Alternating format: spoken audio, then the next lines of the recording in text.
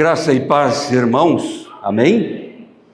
Que bom estarmos reunidos novamente aqui na presença do nosso Deus, Pai, Filho e Espírito Santo, com o propósito de adoração, exaltar tão somente o nosso Deus, Criador, Redentor e Consolador.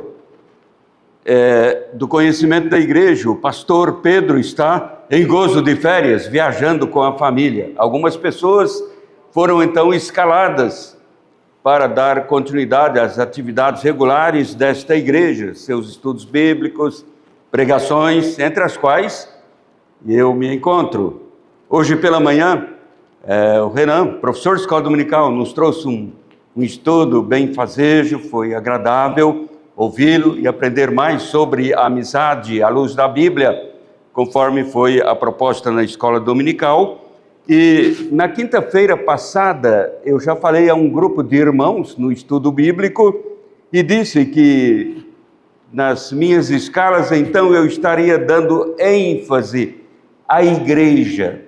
E nós estudamos um pouco sobre a igreja, sua natureza em especial. E quero continuar falando com os irmãos, e farei isto também nos cultos. Neste domingo, no próximo domingo, a ênfase será a igreja. De maneira que quero ler em Atos dos Apóstolos, no capítulo 11, versículo 19, Atos 11, 19, até o 26.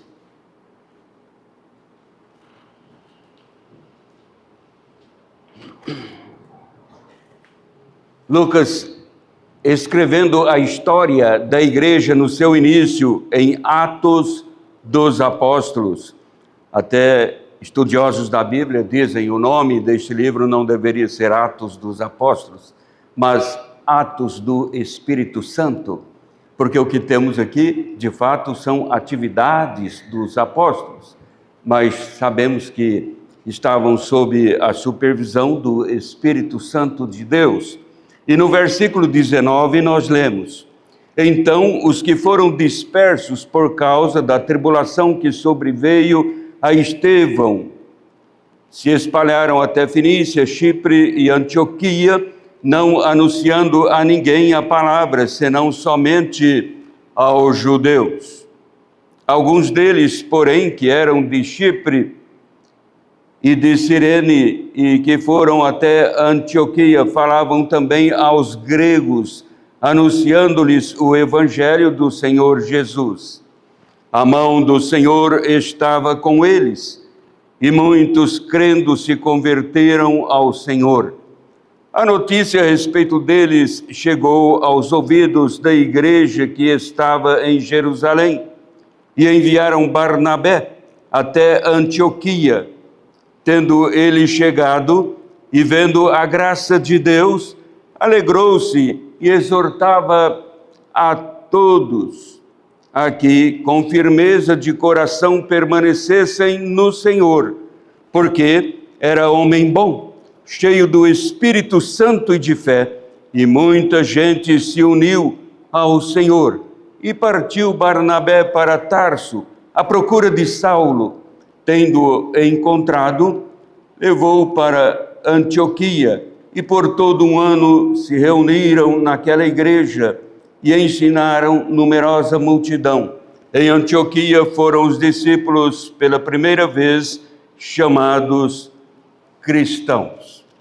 Meus irmãos, este texto, tão precioso como registro aqui na história da igreja, em Atos dos Apóstolos, nos dá a visão do poder de Deus sobre a sua igreja, o poder de Deus para com o seu povo, a fim de que a igreja continue cumprindo a missão para a qual é designada neste mundo. Lucas, o escritor de Atos dos Apóstolos, está focalizando aqui, irmãos, a extensão da mensagem da salvação, que agora chega também aos povos não judeus, isto é, aos gentios. E o resultado foi, então, um maior fortalecimento da igreja do Senhor Jesus.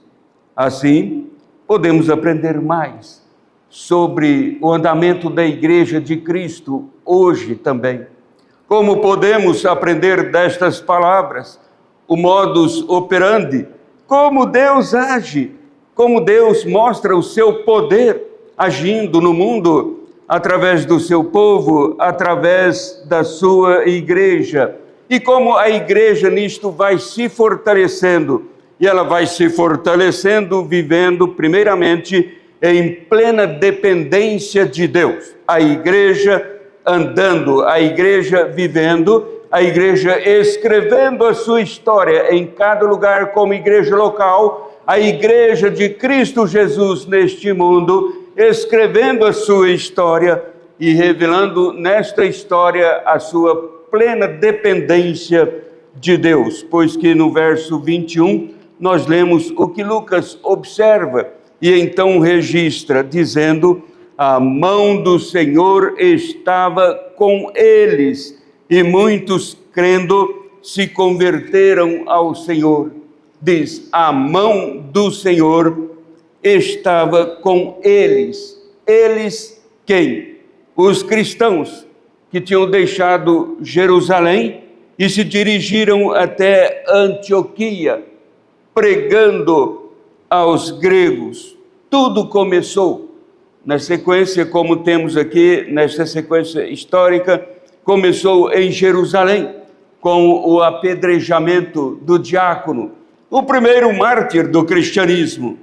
Estevão, homem cheio do Espírito Santo, agora defendendo a palavra de Deus com os seus discursos, suas pregações, e não podendo ser refutado pelas suas fortes argumentações sob a direção do Espírito Santo, Estevão foi conduzido ao apedrejamento e então desencadeia uma cruel perseguição sobre os cristãos.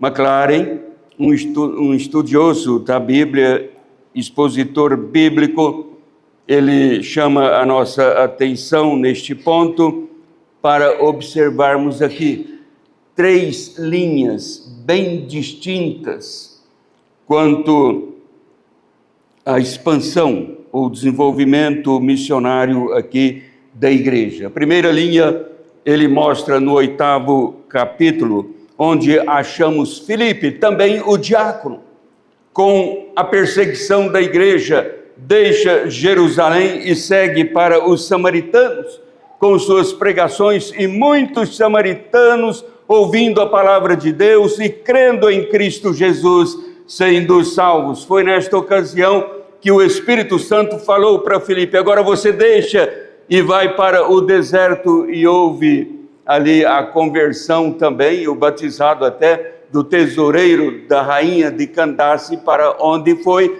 em seu país também, levando a palavra salvadora do Evangelho de Cristo Jesus. E então McLaren começa assim a descrever esta missão da igreja no 8º capítulo, com o trabalho missionário do diácono Filipe. E depois, então, no capítulo 10º, nós temos a missão de Pedro. Ele precisava ir até o centurião Cornélio. Ele teria que pregar também para o gentio. Mas Pedro, judeu, muito fechado, até repreendido por isso algumas vezes pelo apóstolo Paulo, ele não queria ir. E Deus mandou o recado para Pedro: você deve ir até o gentio, o Cornélio, para fazer a pregação em sua casa. Não. E Pedro então sobe ao eirado onde estava e fica ali em momento de meditação. Quando então recebeu a visão de Deus, aquele lençol que descia estava repleto de animais, e Deus falou para ele matar e comer. Ora, judeu, eu creio que tinha até porco ali, e judeu não faz isto. Então ele disse: jamais comi coisa imunda, Senhor. Foi quando Deus repreendeu também o apóstolo Pedro: não faças imundo aquilo que Deus purificou. Aí Pedro entendeu: eu tenho que pregar para os gentios, e foi falar também com Cornélio. Eis a igreja em atividade. Eis a igreja em fortalecimento no mundo. Eis a igreja crescendo na proclamação do Evangelho. E chega então no capítulo 11, onde fizemos a leitura, achamos aqui a missão da igreja, agora seguindo até Antioquia. Mas, irmãos, o que Lucas quer nos ensinar com este quadro de expansão da igreja? É óbvio, Lucas está chamando a nossa atenção para o avanço da igreja, na sua construção como igreja no mundo, igreja de Cristo Jesus. Nós vimos na quinta-feira com os irmãos, quando Jesus disse: eu edificarei a minha igreja, e as portas do inferno não prevalecerão contra ela. Jesus disse: eu vou edificar, sou eu mesmo quem vai construir a igreja. Então toda a história da igreja, tanto no início como agora, depende de Cristo Jesus. A igreja sabia disso. Talvez a igreja tenha esquecido que ela depende plenamente de Deus para a sua própria construção, a construção da vida espiritual em família, a construção da vida espiritual em comunidade, em igreja, depende sim de Deus, depende de Cristo Jesus. E ele disse: é a minha igreja. E Lucas quer dar à igreja hoje esta compreensão pela visão deste quadro da expansão da igreja. Quer que a igreja entenda que ela se constrói e avança na proclamação do Evangelho de Deus, que é poderoso para a salvação de todo aquele que crê. Tão somente o Evangelho de Cristo Jesus, nada de nossas argumentações, mas o Evangelho de Cristo Jesus.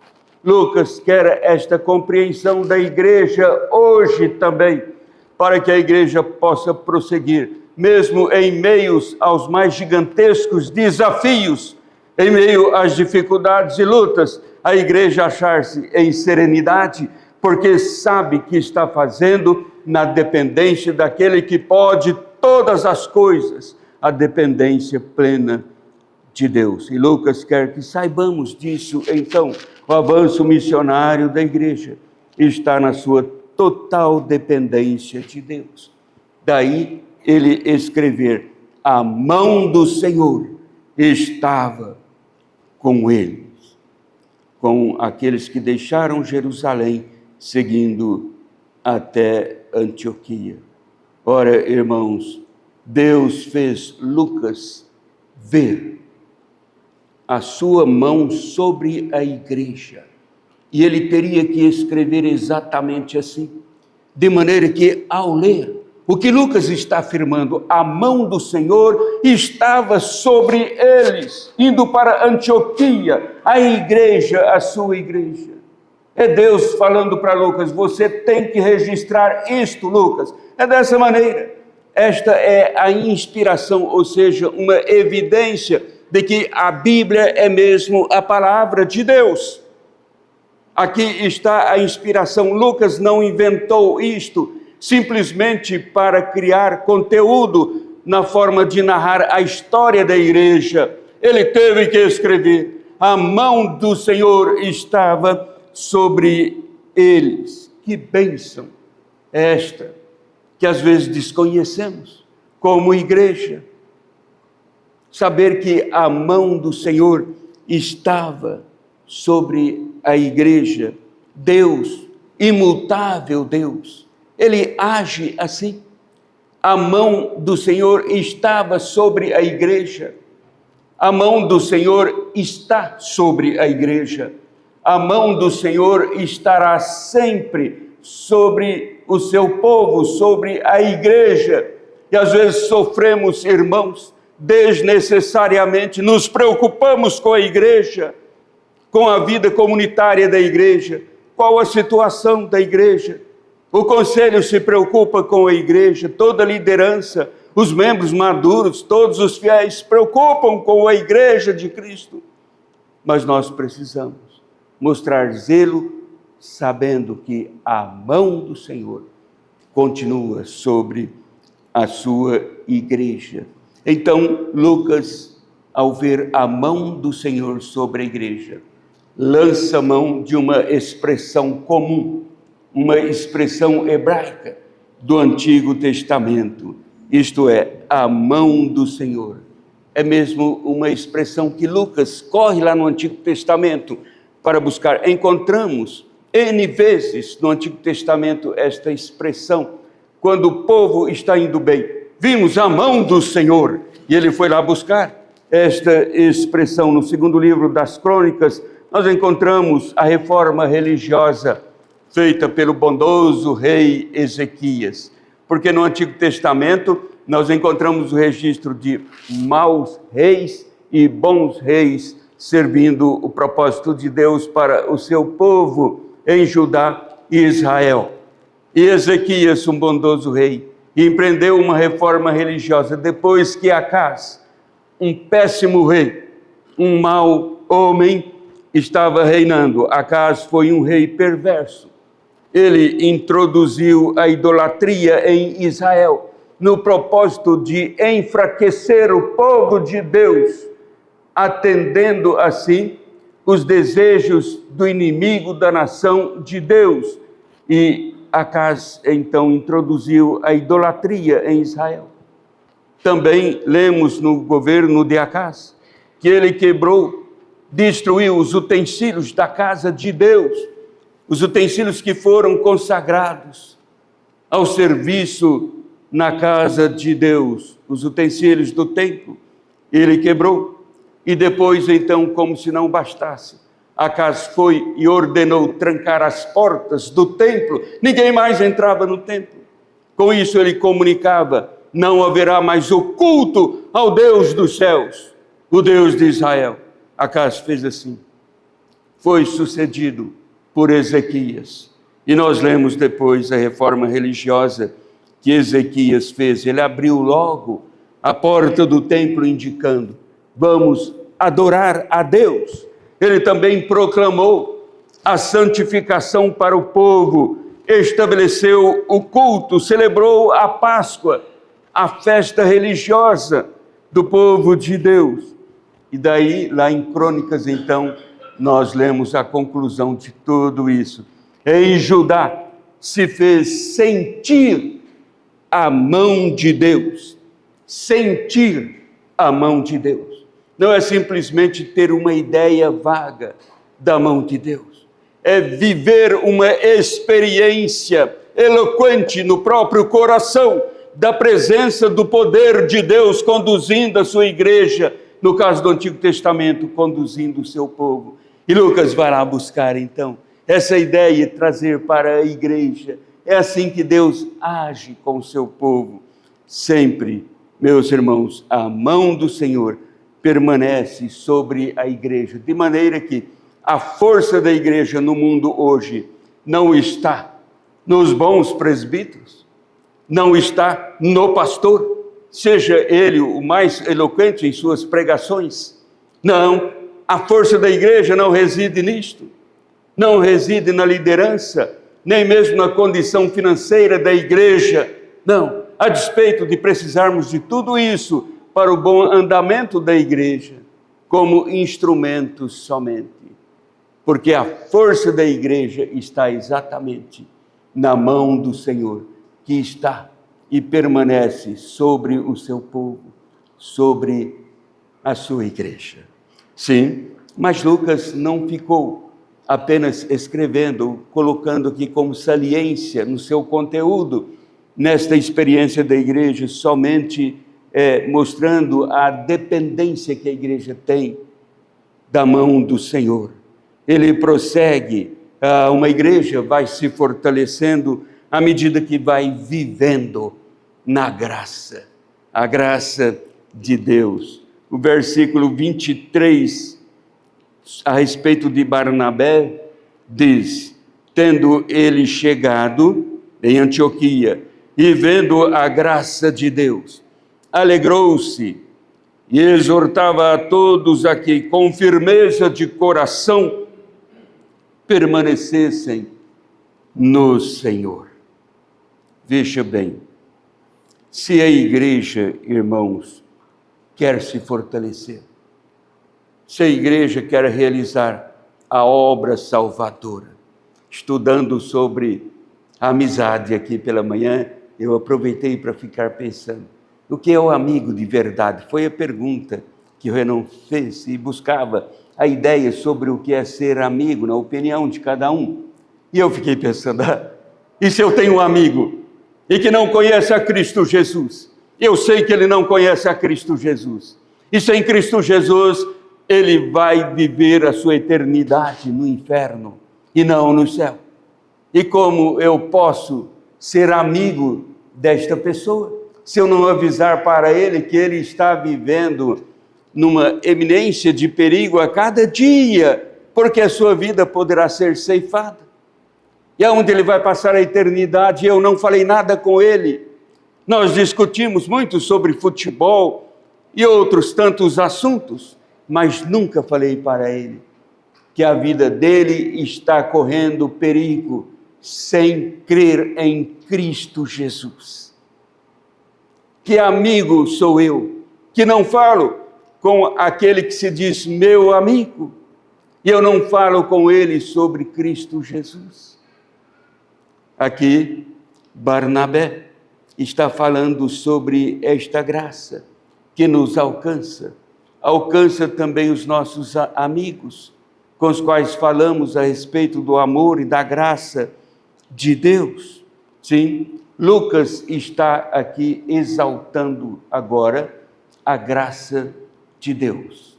A graça de Deus, irmãos, é altamente importante na vida de um cristão. Tanto é que o salmista cantou aquelas palavras tão conhecidas: a tua graça é melhor que a vida, os meus lábios te louvam. Não é assim?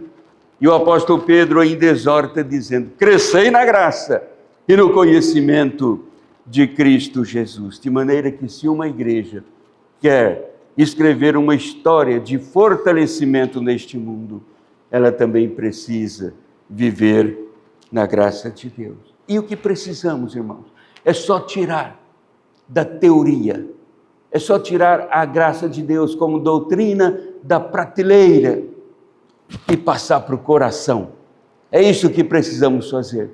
Tirar a graça de Deus da prateleira como uma teologia bíblica e colocar no coração para vivermos praticando diariamente a graça de Deus, vivendo sob a graça de Deus.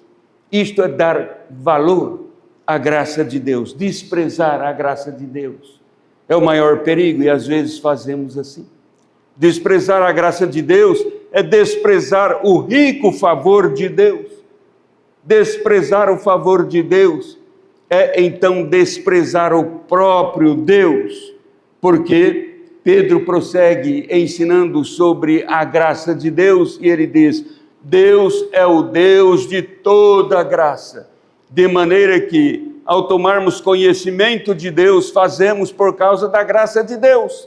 A graça é mesmo um atributo, uma qualidade inerente a Deus. Não se fala em Deus sem pensar na graça de Deus. Aliás, seria impossível falar sobre Deus sem a própria graça de Deus. Nós cremos, irmãos, na graça de Deus, mas às vezes não entendemos a grandiosidade do seu significado.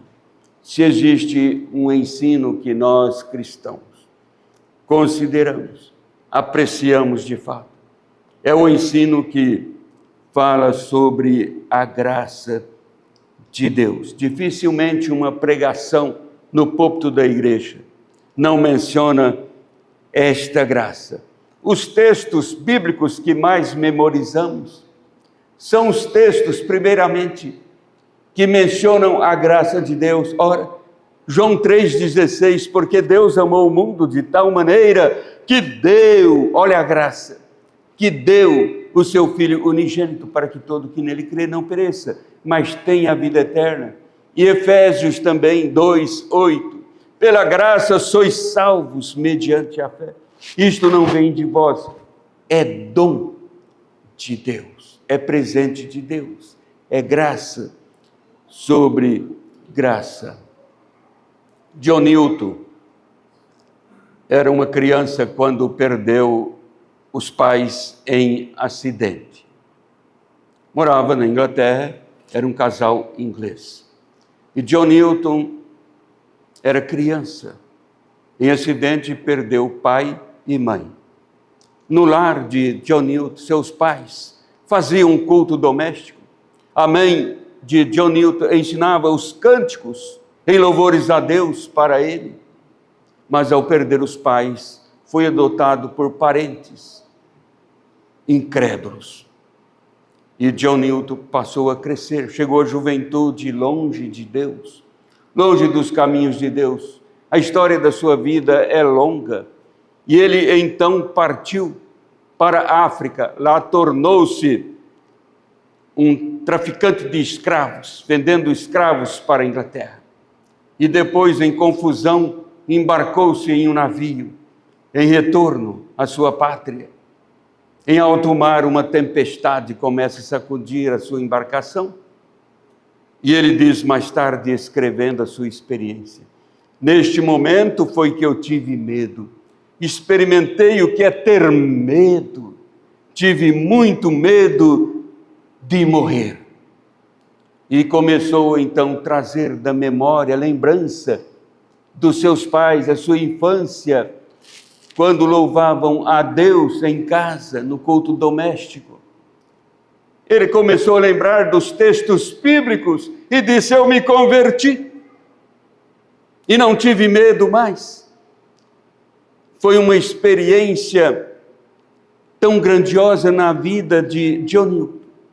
E mais tarde, então, ele se torna um pregador e escritor. Escreveu vários hinos. O que destaca mais dos seus hinos é o que fala sobre a graça, porque ele escreveu a graça eterna de Jesus, que veio me libertar, a mim, tão grande pecador, ó graça singular. Tal graça, disse ele, o medo me levou, desde o dia em que eu criei, e bem feliz me transformou. Tal nunca mereci. É graça, ele diz. E ele canta esta graça. E o mundo inteiro está cantando este hino de John Newton por esta experiência, embora poucos sabem que de fato tratava-se de um homem de uma conversão real, que conheceu o que é ser alcançado pela graça de Deus, que transforma a vida de uma pessoa que está indo no caminho da perdição e muda o rumo para o caminho da vida eterna, o caminho da salvação. Sim, quanto a igreja tem por fazer, anunciando a graça. E Barnabé é então designado pela igreja em Jerusalém. Chega a Antioquia, diz o texto, vendo ele a graça de Deus. Abstrato é a graça, como viu? A operosidade dessa graça. O que a igreja estava fazendo? Isto é graça, é graça, é graça, é graça de Deus. E Lucas vai finalizando aqui o conteúdo do seu registro para nos informar que a igreja é assim, a igreja de Cristo, esta igreja que vive dentro da graça de Deus, que está sob a mão do Senhor. Esta igreja precisa ouvir a exortação do Senhor, a exortação de Deus. No versículo 23, prossegue Lucas escrevendo: alegrou-se Barnabé e exortava a todos a que, com firmeza de coração, permanecessem no Senhor. Ele exortava, exortar. O Espírito Santo é o exortador, é o consolador, é o encorajador. Eis Barnabé falando com o povo. Mas para isso é preciso ouvir. Ouvir, irmãos, é uma arte que a igreja precisa crescer nela. Ouvir bem a exortação de Deus para agradar a Deus. Ouvindo a exortação, e Barnabé diz, permanecer firme, com firmeza no coração. Nada de ser uma igreja aleatória emocionalmente, flutuando nas suas emoções. Não, mas uma igreja centrada na palavra de Deus, que mostra firmeza em Cristo Jesus. Barnabé era um homem chamado por Deus. Foi enviado pela igreja de Jerusalém para liderar, então, este novo trabalho em Antioquia, onde os cristãos foram reconhecidos pela primeira vez, ali em Antioquia, chamados pela primeira vez de cristãos, estes discípulos do Senhor Jesus. Ou seja, todos os crentes são agora chamados cristãos. Antes, às vezes, eram chamados de aqueles que são do caminho. Agora são os cristãos, assim reconhecidos em Antioquia. E então, irmãos, quando os cristãos de Jerusalém estavam passando dificuldades por causa da perseguição contra a igreja, muitos cristãos não encontravam trabalho. Às vezes a pessoa era apta, tinha qualificação para trabalhar, mas ao ser descoberto, você é um cristão, então não serve para trabalhar comigo. E a igreja começou a passar dificuldade. Barnabé foi quem vendeu uma de suas propriedades e depositou o valor nos pés dos apóstolos. O nome dele era José. Os apóstolos disseram, agora você vai chamar Barnabé, homem que nos trouxe o ânimo, homem que nos trouxe a consolação, homem que nos trouxe o encorajamento, homem que veio mexer na nossa motivação. Disseram os apóstolos, você não é José, você é Barnabé. Mas agora em Antioquia, ele não está vendendo propriedade, colocando dinheiro na mão das pessoas ali. Não é preciso. Mas ele está consolando, ele está exortando, ele está encorajando com palavras. Veja que Barnabé é um homem, a Bíblia diz, cheio de fé, cheio do Espírito Santo. Assim mostra quem era Barnabé. E ele também era um homem bom, cheio de fé, cheio do Espírito Santo. Nós podemos dizer que Barnabé era um homem cheio do Espírito Santo. E por isso ele tinha bondade. Era um homem cheio do Espírito Santo.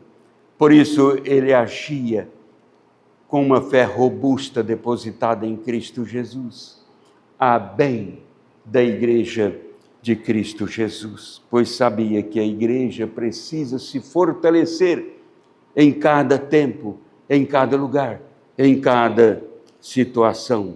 E a igreja se fortalece assim, sob a mão do Senhor, conhecendo mais e mais, experimentando o poder de Deus, reconhecendo a graça de Deus. A igreja segue ouvindo, aprendendo a ouvir. E ouvir na Bíblia é atender. Este é o meu filho amado, disse o Pai, na época do batismo de Jesus. É o meu filho amado, a ele ouvi. E na transfiguração ali no monte, Deus, o Pai, falou assim também. É meu filho amado, a ele ouvi. Ouvir é atender. Atender à exortação de Deus. A igreja fazendo assim, ela vai se fortalecendo e ela vai fazendo comum o seu crescimento, a sua proclamação do Evangelho de Cristo Jesus, que segundo o apóstolo Paulo, é poderoso para salvar todo aquele que crê. Que Deus nos ajude, irmãos, para que possamos assim dar continuidade a essa igreja da Bíblia. Como igreja presbiteriana aqui em Jaboticabal, sejamos primeiramente igreja do Senhor Jesus, a escrever esta mesma história Que Deus nos abençoe. Amém.